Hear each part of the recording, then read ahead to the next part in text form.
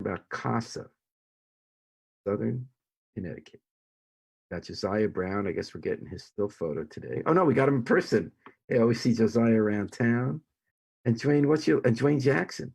We got you today. Great to have you both on, guys. Hey. So Dwayne Jackson. Well, first of all, let's tell people what CASA is. Court-appointed special advocates for children. Dwayne, what is that, and what is your role at the organization? Yes, the name implies main focus and the main activities that a CASA engages in is to observe the circumstances under which a child who has undergone trauma and some level of neglect and abuse, to determine to what extent they are recovering and in a safe environment currently. And so what we do is we visit with the child at least once a month as well, and engage them in conversation just to ascertain to what extent that they're thriving current living condition. Of course, in gathering all of this information, not only do we speak with the child, but we also engage in conversation with their current caregiver, other involved parties, might include attorneys, may be representing one or both parents, attorneys that might also be representing the child. But we also engage in conversations other vested parties, such as schools, teachers, just to see how they are doing in terms of their academics, their learning, and their overall growth. Now, all of these observations are done for the purpose of providing information to the courts, so that the judge can make some kind of determination using this input from a CASA, as well as the various other inputs, to determine the future caregiver who will be responsible for the child going forward.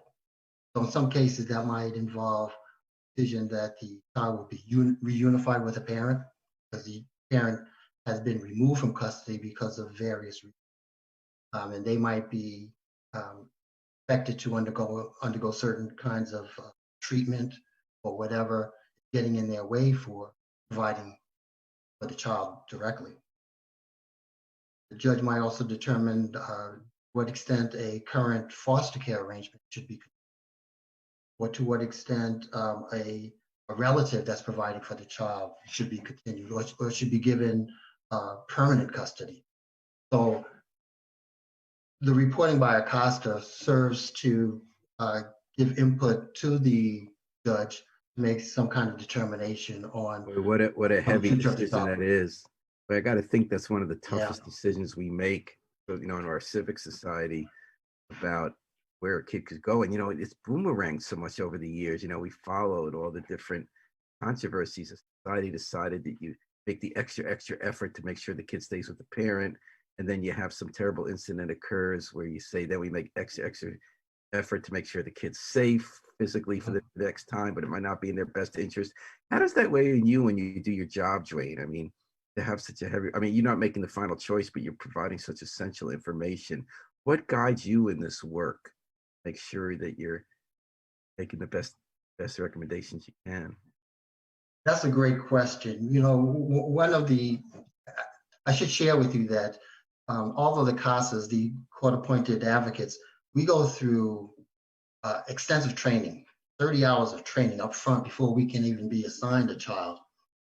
And a lot of that learning has to do with understanding our own biases, teaching us that, it's imperative for us to be somewhat dispassionate when it comes to conducting or fulfilling our role as a CASA. Becoming emotionally attached is probably not in the best interest of ourselves, for us or the child. And I'll bet that's hard. It is hard. You're dealing with a human being. You're not dealing with a piece of paper. Absolutely. We're not robots. So you can't help but develop some kind of rapport and relationship and some kind of connection with the child.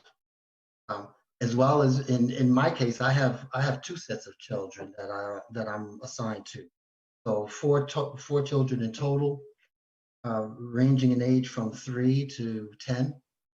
And these children, as I stated earlier, have undergone some kind of adverse childhood experience, um, and hence they're in the situation where they might be with a kin relative, living with a kin relative, or with a foster parent, or what have you. So yeah, I think you're right on. There's going to be some level of uh, emotional response or attachment with these children and these other parties too, as you come in contact with them There's week so by much week. at stake. So do the judges generally follow your recommendations? Well, so far I've been on these cases for about 6 months, and in the 6 months I've had 2 hearings, one for each set of children. And the I will say this, that the judge listens first of all, they read the report. It's evident that they read the reports that we submit, because they ask very, relative questions. Um, and thus far, I have not yet had to make any kind of outright recommendations, just because I'm early into this and we're not in any kind of recommendation phase.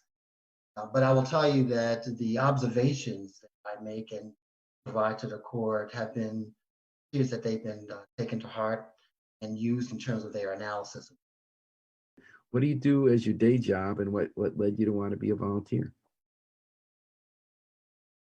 I retired from United Technologies in 2010. Yeah, what'd you do there, Dwayne? I was responsible for staffing and recruiting Wow. for Sikorsky Aircraft. That was my latest role. That also involved going overseas, helping to start a joint venture with United Arab Emirates Air Force. Wow. Yeah, so and subsequent to my retirement, I also served in the Peace Corps almost three. Wow. First, So you're basically being a good guy is what you do.